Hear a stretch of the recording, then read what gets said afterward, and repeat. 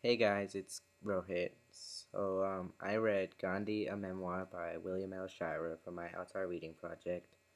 And this book is a memoir, so it's different from a traditional biography in the sense that it doesn't recount all of the events in Gandhi's life, but it's actually just the author recounting his own experiences with Gandhi and the people surrounding him. So the book predominantly just covers one 1 year of Gandhi's life, and that's 1931. And the author of the book, William Shirer, does go on to. There are some flashbacks, and Shirer does go on to fill in the remaining years between uh, Indian independence and Gandhi's death. So I thought I would include a little bit of background information on Gandhi just because the book doesn't include any. So Mahatma Gandhi was born Mohandas Karamchand Gandhi on October 2nd, 1869 in Porbandar, which was at the time in British-ruled India. And the Mahatma is actually a name that was given to him by the Indian people, and it's a Sanskrit word meaning great soul.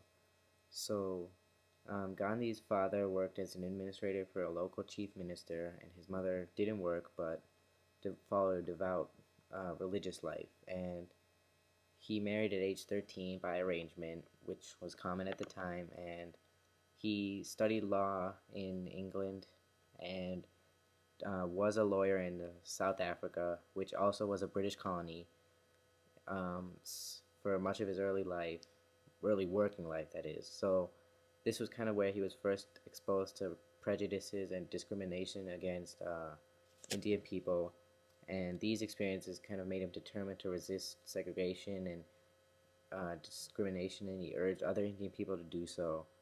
And he kind of began focusing more on social issues. And during this time, he formed the Indian National Congress. He was jailed by the South African police in 1906, and he basically began the Indian Revolution towards independence. So he did return to India in 1915, and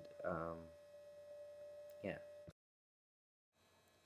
So now we're going to skip forward to February of 1931, and Gandhi has just been released from a prison sentence in Yarata prison, and the author of the book, William Shirer, was at the time an American journalist sent by the Chicago Tribune to talk with Gandhi and to report on the Indian Revolution. And the momentum of that revolution had kind of stagnated because Gandhi had been in prison and thousands of Indian nationalists had been too. Um, Shirer arrived in the midst of Gandhi's talks with Lord Irwin, who was the then Viceroy of British India. And what that basically means is that as Viceroy, he was exacting power on the Indian people on behalf of the king. So Gandhi and Irwin were negotiating over the terms by which Gandhi's civil disobedience movement would be called off in return for the release of the thousands of Indian nationalists from prison and the beginnings of serious talks of Indian independence. So basically, all of India was kind of holding their breath, waiting to hear of an agreement. And Gandhi and Irwin were talking for days. And meanwhile, Shirer was continuing his own talks with Gandhi and becoming close to him and really getting into the Gandhi's inner circle and sending nightly dispatches to back to America, reporting on what's happening. And finally, on March 5th, 1931, Gandhi-Irwin truce was signed, and the civil disobedience movement was called off, and Gandhi committed to participate as a representative of Congress at the Round Table Conference, which we'll get to, and he agreed to relax the boycott of British goods in return, and among other things, but those were the main ones. And British government agreed to release all political prisoners and withdraw pending prosecutions and return seized land back to Indians. And many people felt that Gandhi had ceded too much, especially considering that there had been no mention of Congress's and the Indian people's ultimate goal, which was complete independence. But Gandhi felt that it had achieved a great deal because for the first time the British were forced to deal with Indians and an Indian leader as an equal, and to acknowledge the Indian aspirations of self-government and complete independence.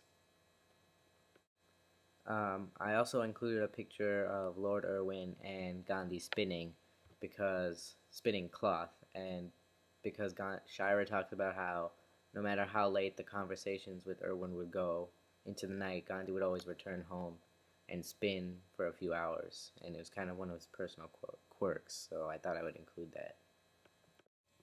So now I thought I would take some time to talk about Gandhi's beliefs and virtues. First and foremost, Gandhi believed that independence and really the best way to live life was through nonviolence and peace and love and truth.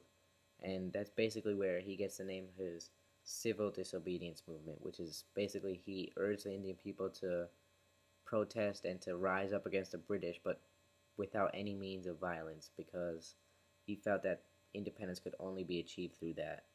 And it took a little bit of time before Indians would really begin to grasp this concept, but eventually, when they did, it proved to be just as powerful as, or even more powerful than using violence.